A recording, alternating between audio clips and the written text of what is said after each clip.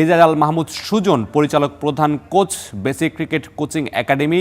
তার সাথে একটু কথা বলতে চাই এবং নিশ্চয়ই আমাকে শুনতে পাচ্ছেন। আমরা একটু বরিশালের যেই সমস্যাগুলো আছে সেগুলো একটু আমাদেরকে বিস্তারিত বলবেন। সেটা ক্রিকেট হোক, ফুটবল হোক, অনেকদিন ধরে সেখানে লিগ হচ্ছে না আমরা যতটুকু জানতে পেরেছি। একটু সমস্যাগুলো কি আছে সেগুলো একটু যদি বলেন। জি ধন্যবাদ। আসলে হচ্ছে বরিশালে দীর্ঘদিন যাবৎ হচ্ছে প্রতিযোগিতামূলক কোনো আসর নেই। এটি হচ্ছে যদি আমরা ক্রিকেট বলি বা ফুটবল বা আদার্স গেম বলি সবগুলোতেই, তবে হচ্ছে আমাদের আশার বাণী হচ্ছে দীর্ঘ প্রায় 13 বছর পরে বর্তমান হচ্ছে জেলা ক্রীড়া সংস্থার আয়োজনে এখানে কিন্তু হচ্ছে আপনার second division cricket league start হচ্ছে। এবং হচ্ছে আমরা যেটি আমরা জানতে পেরেছি যে জেলা প্রশাসন আমাদেরকে এটি জানিয়েছেন যে হচ্ছে আপনার সেকেন্ড ডিভিশন ক্রিকেট লিগের পরে ফার্স্ট ডিভিশন ক্রিকেট এবং হচ্ছে প্রিমিয়ার ডিভিশন এবং ফার্স্ট ডিভিশন ফুটবল সহ অন্যান্য টুর্নামেন্টগুলো কিন্তু মাঠে আসবে।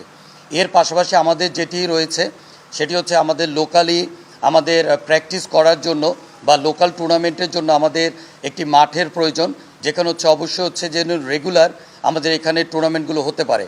এবং পাশাপাশি আরও একটি বিষয় যেটি আপনি জানেন যে বরিশাল স্টেডিয়াম আন্তর্জাতিক মানের স্টেডিয়াম হওয়ার কাজ শুরু হয়েছে, কিন্তু নির্দিষ্ট যে সময় শেষ হওয়ার কথা সে সময় কিন্তু আমরা সেই আন্তর্জাতিক মানের স্টেডিয়াম এখন আমরা পাইনি।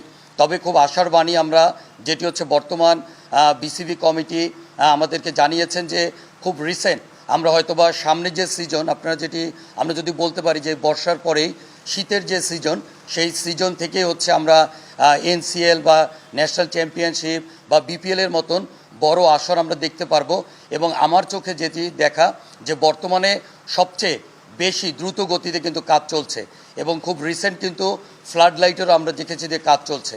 তো এগুলো যদি পরিপূর্ণভাবে বাস্তবতা যদি রূপদান করে ইনশাল্লাহ হচ্ছে বরিশালের যে সমস্যাগুলো এতদিন যাবৎ জর্জরিত ছিল সেগুলো কিন্তু হচ্ছে উত্তরণ ঘটবে। এবং পাশাপাশি আমাদের বরিশাল কিন্তু ওমেন্সের যে ওমেন্স ক্রিকেট কিন্তু আমাদের পিছানো। সেখানে কিন্তু আমি একটু বলতে চাচ্ছি যে আমাদের বরিশাল থেকে কিন্তু কৃতি সন্তান রাবেয়া খান যে হচ্ছে এখন বাংলাদেশ টিমে খেলছে, তো এই রাবেয়ার আদর্শে আদর্শিত হয়ে অনেক মেয়ে ক্রিকেটার কিন্তু এখন স্টেডিয়ামে আসছেন, কিন্তু মেয়েদের জন্য কিন্তু আলাদা কোনো লিগ টুর্নামেন্ট বা আলাদা প্র্যাকটিস ফ্যাসিলিটি নেই। এগুলো যদি হয় তাহলে কিন্তু হচ্ছে মেয়েদের ক্রিকেট এগিয়ে যাবে। পাশাপাশি আমাদের এখানে একটি সুইমিং পুল ছিল যেটি কিন্তু একেবারেই হচ্ছে এখন মানে ব্যবহারের অনুপযোগী বছরের পর বছর। তো আমাদের যে নদীমাতৃক দেশ, আমাদের নদীমাতৃক জেলা বা বিভাগ বরিশাল, সেখানে একটি ভালো মানের সুইমিং পুল নেই যেখানে অনেক ভালো ভালো সাঁতারুর জন্ম হতে পারে।